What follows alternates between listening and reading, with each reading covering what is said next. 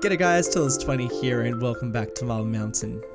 Today I'm going to be continuing work around Copper Falls, which is the first town we've been shaping outside of Montana. So we've been doing quite a bit of work on around the riverside and the other side of the highway, I guess. And in this episode I'm going to be working on the other side of that highway. And it gets so much work done. I end up not doing a live play in this video, just do pure time lapse because I just wanted to get a lot of progress. I wanted to get a lot done. I feel like we've been going quite slow working on tiny projects, which has been fine, but I wanted to smash out a bunch of stuff. So you should wait for the cinematics, or at least, you know, if you're going to only watch a little bit of this video, at least watch the cinematics at the end, because it shows off everything that we get done, and some really great opportunities for some stories on the wiki, which we'll get into a little later in this video. I do want to first talk about the last episode, which is where I basically redid the whole skyline for Montana, and man, a lot of people really did not like it, and fair enough.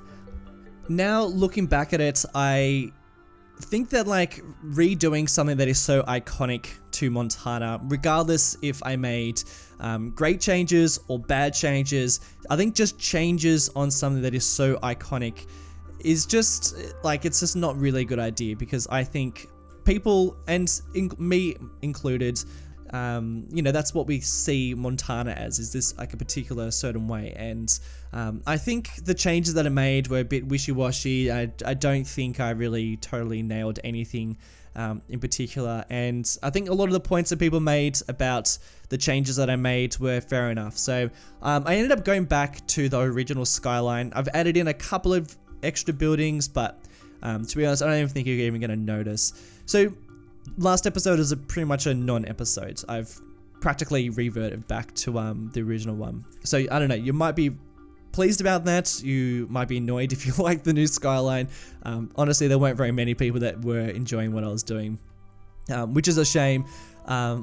But to be honest, I actually really agree with a lot of the feedback that people have given me. So, you know, people are saying that it was too spread out. There were a lot of the same types of buildings. It, you know, there's nothing iconic about it. I was also talking about how I wanted to make the skyline smaller, but I ended up just making it bigger than the original one, so that didn't really work out. I don't think I include any cinematics of the new skyline in this episode, but I will tweet about it. So if you want to go and check that out, yeah, an updated version of the skyline is up on my Twitter, and I hope you enjoy it. I hope you like it. It's pretty much exactly the same one, but just a couple of slight changes. There's actually a pointy building from SimCity that I really liked, and I've left it in the skyline but just placed in a different area. You'll see it if you go to Twitter, and I'm still a bit like, I don't really know about that building. I really like it, but I don't know if it fits in Montana. So your feedback is very much appreciated, so definitely hit me up. Alright, that's the last episode. This episode, I'm actually going to be doing the opposite of a skyline, and I'm going to be working on some farms and some suburbs, which you can see me working on right now. And the inspiration for these suburbs, and much of this whole area in particular, as you know, has been sort of focused around San Francisco, but like the outskirts of it. So actually, it's a lot of people have been telling me this area has really nothing to do with San Francisco, but the name of this area escapes me. I can't remember what it's called. But a lot of the areas I'm looking at is like Stockton and Tracy. There's also another city called Antioch. I don't really know. And yeah, a lot of the farm areas around here in the suburbs are what's sort of driving the inspiration. Mostly because I think it's a very similar landscape, and like there's the types of towns that are around here too are really quite similar to what I'm trying to go for. So something that I've noticed is, you know, the new developments that is branching from these cities and towns are encroaching on what is, I guess, was old farmland. And the new development is really, it is like very, very new development. A lot of it is, you know, still in the progress of being, you know, established into neighborhoods, and some of it is like in this weird transition from some pockets of it are developed and some people are living here, and some areas are just roads and dirt roads.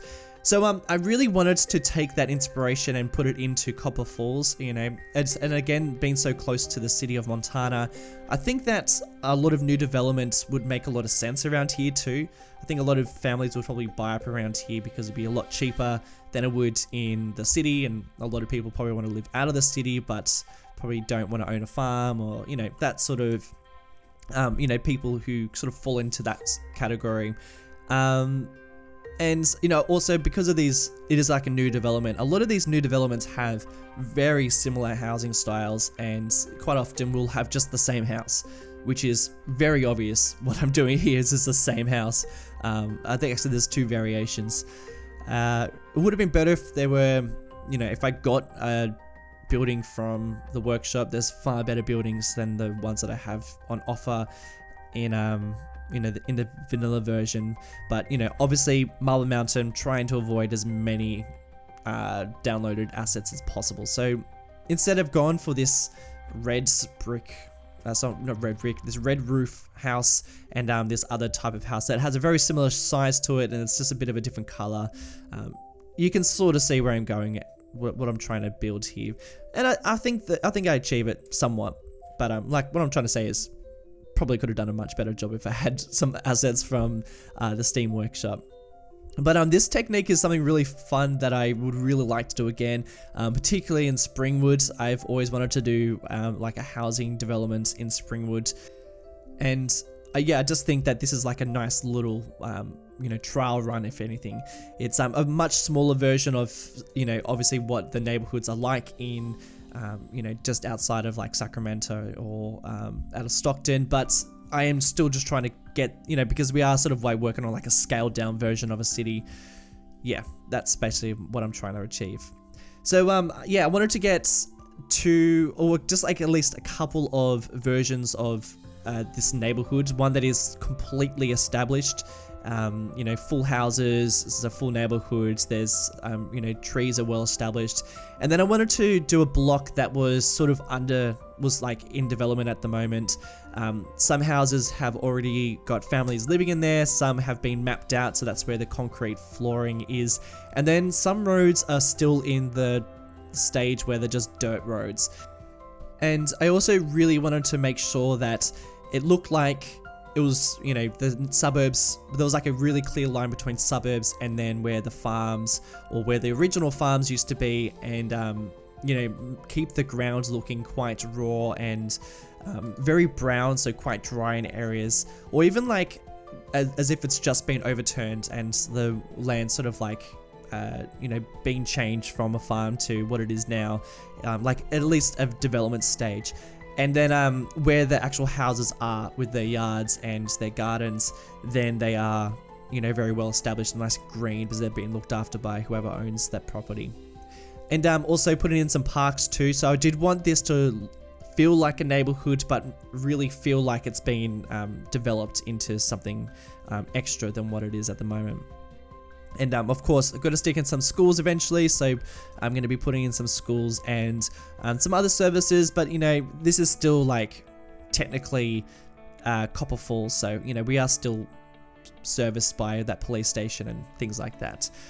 But you can see what I mean by this is like a great chance to write any stories for Marble Mountain. This is all areas that I think would really, you know, at the moment there's no name for this area. I guess this is still Copper Falls, but this whole housing estate has no name. So if you've got any ideas, then go and check out the wiki. That wiki is developing like crazy, and if you want to go and check out the Discord as well, where everyone's been chatting and coming up with ideas and stories and bouncing information off each other, then yeah, all that's in the description below. But by the way, just to let you guys know, everything that you know, all my information, if you want to ask me any questions, the answer's probably in the description. So always check that if you want to find out what my PC setup is, or my Twitter handle, or all that sort of stuff. Talking about Discord, we have a competition currently at the moment for basically asking you guys to come and build in an episode of Marble Mountain. My save game is now on the Steam Workshop, and if you want to build in Marble Mountain and have your creation in the series, then there is a competition where you can actually build, and the winner will have their build imported into the save, which is pretty exciting. Man, the creations that people have been making have been outstanding. I'm not going to post any pictures of them just yet. You should go and check out that Discord and see some of the creations. We've had airports, which people have been begging me to make, but someone's gone and made a deserted airport. We've got factories. We have like just incredible towns, and all the assets that people are using, you can only use assets that's in the collection of Marble Mountain, and the creations are honestly making me go like, dude, that's like, you've obviously downloaded something from the workshop. I told you not to, and then I go and check it out, and under closer inspection, they're actually just using things from the workshop, from the collection, and just doing it in a really clever way. So go and check them out. They're really quite amazing. If you want to have a chance at building in Marble Mountain and having it put into the series, and definitely be part of the series, it's really easy and it's a lot of fun. So yeah, go and check it out. Alright, what have I been doing? I've been putting down some farms now, and I am putting down some farms now. I've been placing down a school. You saw me put a like an oval and just really roughed it up. I didn't really want there to be a like a lot of detail into that particular school, so there's a lot of yeah, basically don't look too much into that. But I really like the way that I created that oval. If you didn't notice, was a path network, and then I just made the interior of that network a lot browner using the surface texture, and yeah, just trying to make a field that like really needs a good soak of water. This whole area is like leading into the desert, so the desert is actually quite close to this particular farming area. So maybe not the best place for farms, but pockets of this particular area of Copper Falls are probably good for agriculture, and then other areas are quite not. But we are like up on a ridge, so we are close to water, we're close to a mountain, and we are close to the desert. So it's a real it's probably actually the best location for some farms. I think you'd get some really good vegetation. And I think maybe in the next episode I do want to do a bit more of a live play to show you where exactly we're building, and the ideas I have for this area, because we have some really interesting landscapes around this area, and I've got some ideas for things I want to place down near the river and around this mountain as well. There's some areas that I just want to keep just total national park, and even just turn them into national park, and try and get a bit of tourism coming like around this area. There's like quite an extensive train line that's being developed, still quite far off like actually having the train line set in stone and knowing exactly where everything's going to go, but at the moment it's a really nice looking train line, and I'm really loving it. At the moment I'm just placing down some props around my farms, mostly. I mean, I did want this place to be very detailed, but as rectangular and square as these road layouts look, they're actually not that even. So I'm actually doing a lot of filling in the gaps, because there are a lot of areas that aren't that even, and they're very hard with these, because these crops are so large, these farms that I'm placing down. There's so many spaces where I just need to figure out how the hell I'm going to make it look a little bit more seamless than it is. But if you haven't realized, these aren't the vanilla farms. These are I can't remember who's created it. Story of this video is me not remembering what the things are called. It's Friday and it's been a long day, but yeah, these farms are really great. They're still functional and they look fantastic. They cover a huge amount of surface, and also use a mixture of the vanilla farms too, because I think they're still quite cool.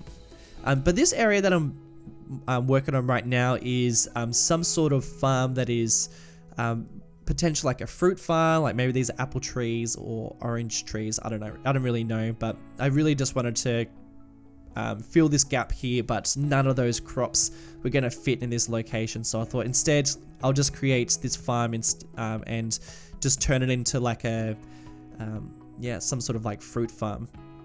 Even though I've placed down an agriculture building that I'm pretty sure it's like a milking parlor, but you know, just ignore that. Maybe that can be something completely different. But yeah, with all the, if you haven't noticed, with all these blocks, I've also, so all these farms, I've also been adding in one house.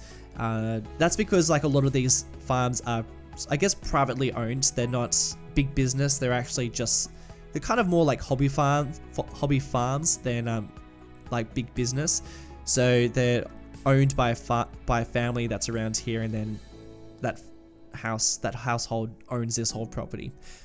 By the way, if you want one of these farms, then jump onto the wiki. If I haven't mentioned already, jump onto the wiki and give yourself one of these farms and come up with a brand for yourselves. That's totally open to you guys.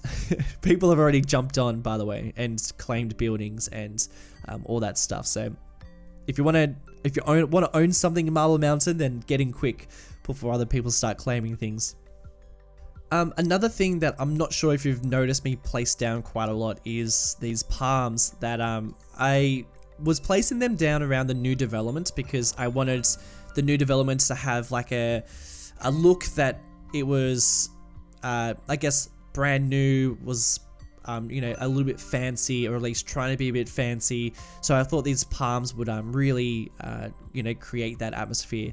But I also thought that it would be quite cool just to continue those palms throughout this whole area, because I think that's a real trait with this. You know, obviously we're kind of going for a bit of a California you know, esque vibe with this whole area, and you know, those palms are very iconic to LA. But I do really like spreading, they're like just my go-to palm that I like to put down in you know, pretty much everywhere in Marble Mountain. And I've been placing them down along the roadside.